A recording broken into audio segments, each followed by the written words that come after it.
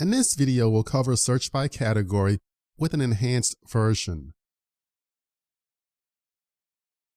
Currently in our application, our category names and IDs are static, they're hard-coded.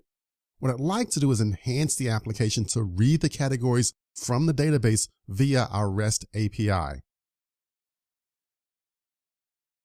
All right, so here's our development process. So the first thing is modifying the Spring Boot app to expose the entity IDs.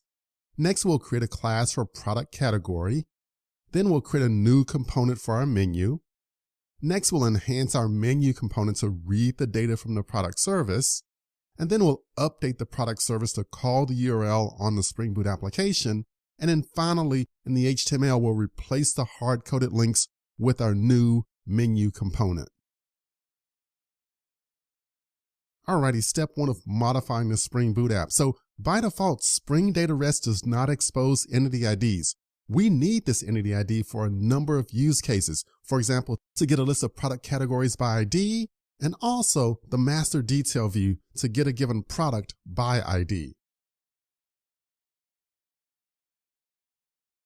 So if we look at the response here from our REST API, we'll see that there's no entity ID at the product category level. But actually, the entity ID is embedded in the HEDIOS links. So if you look closely, it's there, but there's no easy access. It requires parsing the URL string. This approach is cumbersome and brittle, and it's not really ideal. We need a better solution. This is what we need. I need to have the response from the REST API to actually include the entity ID at the product category level. So I have the category ID and also the category name. That's what I need for easy access. Alrighty, so we need to update our Spring Data REST configuration to expose the entity IDs. And here's the basic pseudocode or algorithm for doing this. So I need to get a list of all the entity classes from the entity manager, and then create an array of the entity types, and then get the entity types for each one of the entities, and then expose the entity IDs for the array of entity/domain types. So here's part one of the coding for this. So in my data REST config, we need to auto-wire the JPA entity manager, effectively inject the entity manager. And in this code example, I'm making use of constructor injection to inject that JPA entity manager.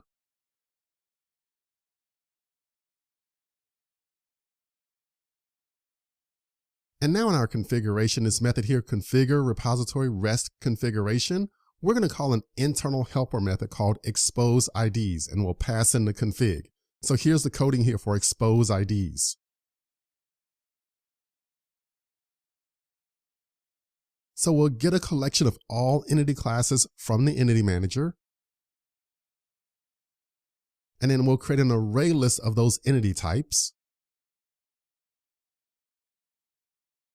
Next, we'll get the entity types for the entities. So we'll simply do a for loop over those entities. For each temp entity type, we'll say get Java type, and then add that to our entity classes.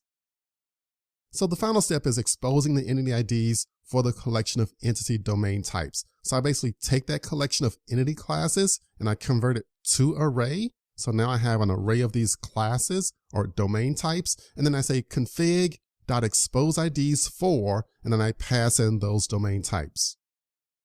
And that'll give us our desired output.